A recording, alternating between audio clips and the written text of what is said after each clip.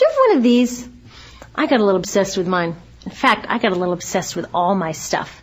Have you ever wondered where all the stuff we buy comes from and where it goes when we throw it out? I couldn't stop wondering about that, so I looked it up. And what the textbook said is that stuff moves through a system from extraction to production to distribution to consumption to disposal. All together, it's called the materials economy. Well, I looked into it a little bit more. In fact, I spent 10 years traveling the world, tracking where our stuff comes from and where it goes. And you know what I found out? That is not the whole story. There is a lot missing from this explanation. For one thing, this system looks like it's fine. No problem. But the truth is, it's a system in crisis. And the reason it's a system in crisis is it's a linear system and we live on a finite planet. And you cannot run a linear system on a finite planet indefinitely.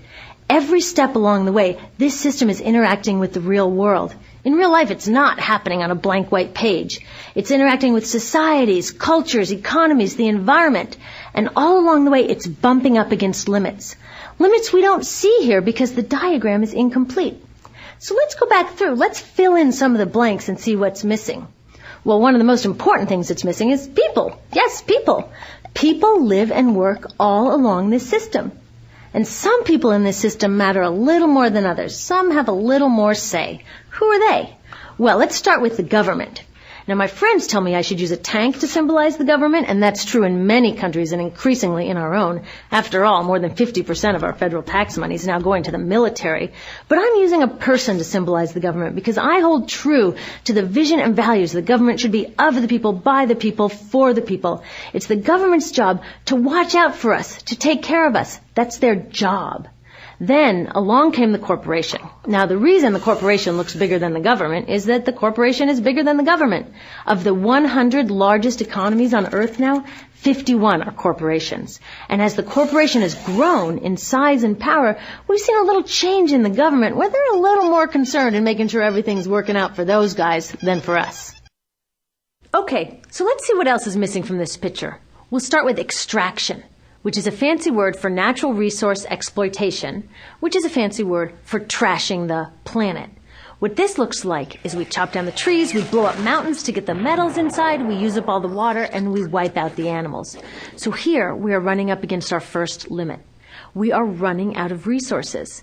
We are using too much stuff. Now, I know this can be hard to hear, but it's the truth, so we've got to deal with it. In the past 3 decades alone, 1/3 of the planet's natural resource base has been consumed. Gone. We are cutting and mining and hauling and trashing the place so fast that we're undermining the planet's very ability for people to live here. Where I live, in the United States, we have less than 4% of our original forests left. 40% of the waterways have become undrinkable. And our problem is not just that we're using too much stuff, but we're using more than our share. We have 5% of the world's population, but we're using 30% of the world's resources and creating 30% of the world's waste. If everybody consumed at U.S. rates, we would need 3 to 5 planets. And you know what? We've only got 1. So my country's response to this limitation is simply to go take somebody else's. This is the third world, which some would say is another word for our stuff that somehow got on somebody else's land. So what does that look like? The same thing, trashing the place.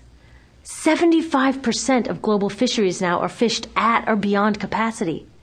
80% of the planet's original forests are gone.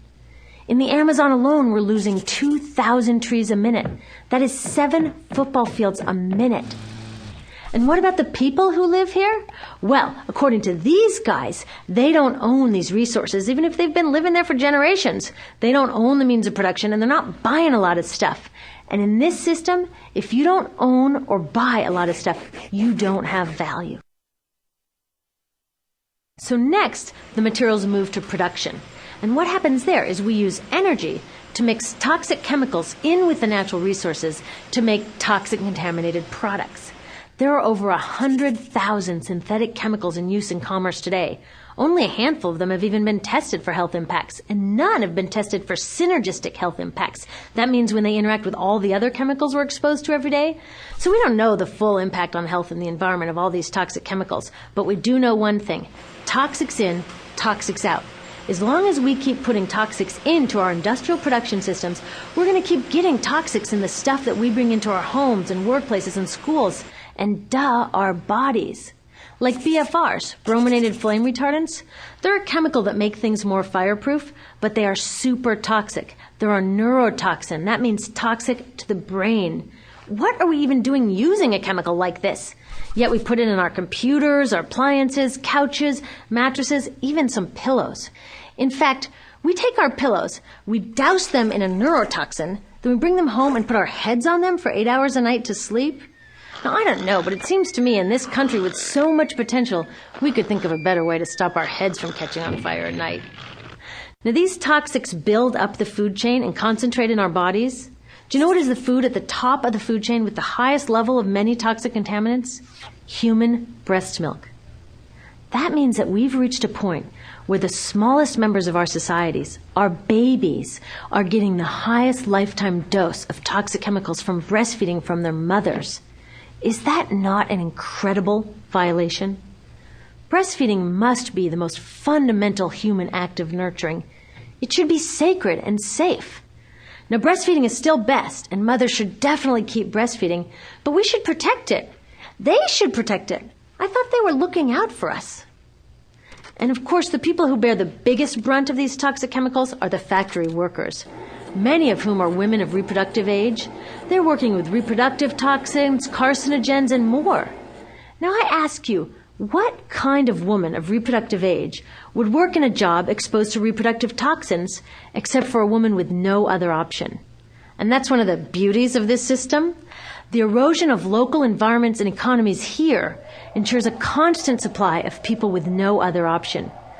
Globally, 200,000 people a day are moving from environments that have sustained them for generations into cities, many to live in slums, looking for work, no matter how toxic that work may be. So you see, it's not just resources that are wasted along this system, but people too. Whole communities get wasted.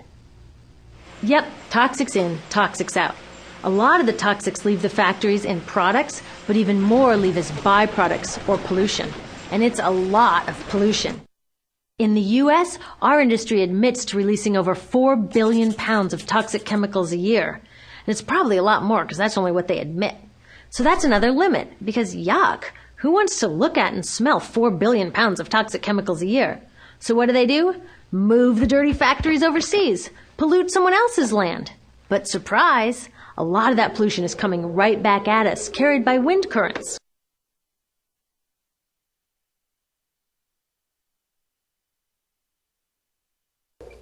So what happens after all these natural resources are turned into products? Well, it moves here for distribution. Now, distribution means selling all the toxic contaminated junk as quickly as possible. The goal here is to keep the prices down, keep the people buying, and keep the inventory moving. How do they keep the prices down? Well, they don't pay the store workers very much, and they skimp on health insurance every time they can. It's all about externalizing the costs. What that means is that the real costs of making stuff aren't captured in the price. In other words, we aren't paying for the stuff we buy. I was thinking about this the other day. I was walking to work and I wanted to listen to the news, so I popped into a Radio Shack to buy a radio. I found this cute little green radio for $4.99. I was standing there in line to buy this thing and I was thinking, how could $4.99 possibly capture the cost of making this radio and getting it into my hands? The metal was probably mined in South Africa. The petroleum was probably drilled in Iraq. The plastics were probably produced in China. And maybe the whole thing was assembled by some 15-year-old in a maquiladora in Mexico. $4.99 wouldn't even pay the rent for the shelf space it occupied until I came along, let alone part of the staff guy's salary who helped me pick it out, or the multiple ocean cruises and truck rides pieces of this radio went on. That's how I realized I didn't pay for the radio. So who did pay? Well, these people paid with the loss of their natural resource space. These people paid with the loss of their clean air, with increasing asthma and cancer rates. Kids in the Congo paid with their future. 30% of the kids in part of the Congo have dropped out of school to mine coltan, a metal we need for our cheap and disposable electronics. These people even paid by having to cover their own health insurance. All along this system, people pitched in so I could get this radio for $4.99. And none of these contributions are recorded in any accounts book.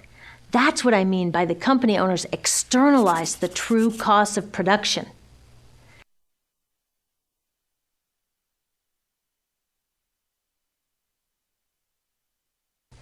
And that brings us to the golden arrow of consumption. This is the heart of the system, the engine that drives it. It is so important that protecting this arrow has become the top priority for both of these guys. That's why after 9/11, when our country was in shock, and President Bush could have suggested any number of appropriate things, to grieve, to pray, to hope. No, he said to shop, to shop. We have become a nation of consumers.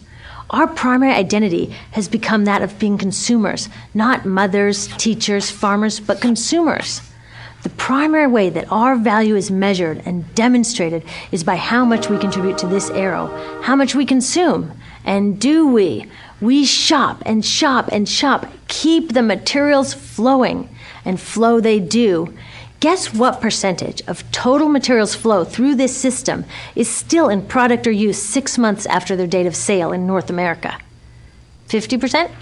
20%? No, 1%. 1.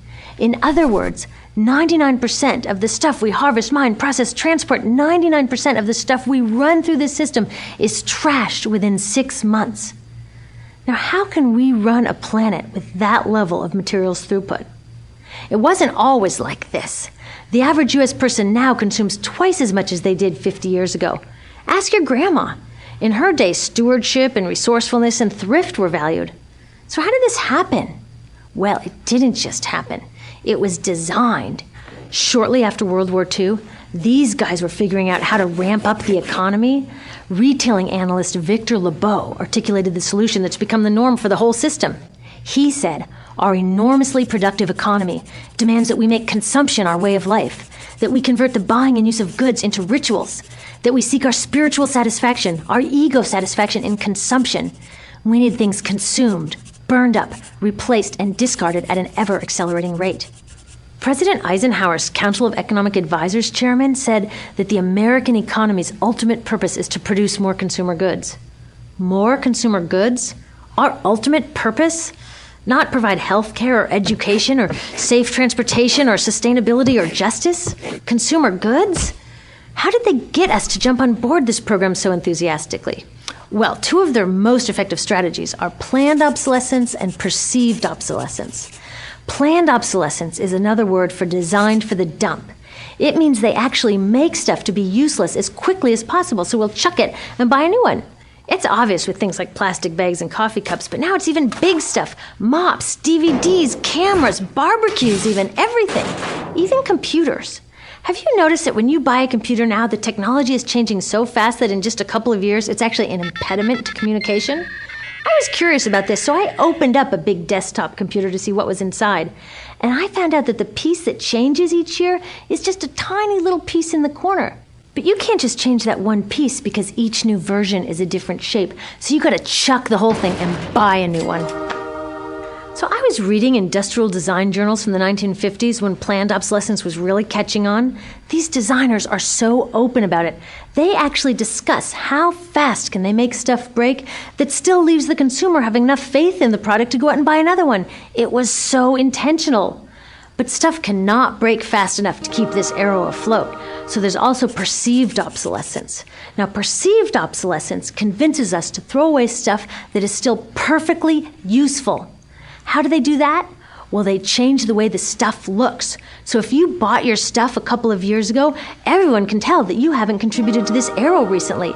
And since the way we demonstrate our value is contributing to this arrow, it can be embarrassing. Like, I've had the same fat white computer monitor on my desk for 5 years. My coworker just got a new computer. She has a flat, shiny, sleek monitor. It matches her computer, it matches her phone, even her pen stand. She looks like she's driving in Spaceship Central, and I look like I've got a washing machine on my desk. Fashion is another prime example of this. Have you ever wondered why women's shoe heels go from fat one year to skinny the next to fat to skinny? It's not because there's some debate about which heel structure is the most healthy for women's feet. It's because wearing fat heels in a skinny heel year shows everybody that you haven't contributed to that arrow as recently, so you're not as valuable as that person in skinny heels next to you, or more likely in some ad. It's to keep us buying new shoes. Advertisements and media in general plays a big role in this. Each of us in the U.S. is targeted with over 3,000 advertisements a day. We see more advertisements in 1 year than people 50 years ago saw in a lifetime. And if you think about it, what's the point of an ad except to make us unhappy with what we have? So 3,000 times a day, we're told our hair is wrong, our skin is wrong, our clothes are wrong, our furniture is wrong, our car is wrong. We are wrong, but it can all be made right if we just go shopping. Media also helps by hiding all of this and all of this. So the only part of the materials economy we see is the shopping. The extraction, production, and disposal all happens outside of our field of vision. So in the U.S., we have more stuff than ever before, but polls show that our national happiness is actually declining. Our national happiness peaked in the 1950s, the same time that this consumption mania exploded. Interesting coincidence. I think I know why. We have more stuff, but we have less time for the things that really make us happy. Friends, family, leisure time. We're working harder than ever. Some analysts say we have less leisure time than any time since feudal society. And do you know what the two main activities are that we do with the scant leisure time we have? Watch TV and shop. In the U.S., we spend 3 to 4 times as many hours shopping as our counterparts in Europe do. So we're in this ridiculous situation where we go to work, maybe 2 jobs even, and we come home and we're exhausted. So we plop down on our new couch and watch TV, and the commercials tell us you suck. So you got to go to the mall to buy something to feel better, and then you got to go to work more to pay for the stuff you just bought. So you come home and you're more tired. So you sit down and you watch more TV, and it tells you to go to the mall again. And we're on this crazy work, watch, spend treadmill, and we could just stop.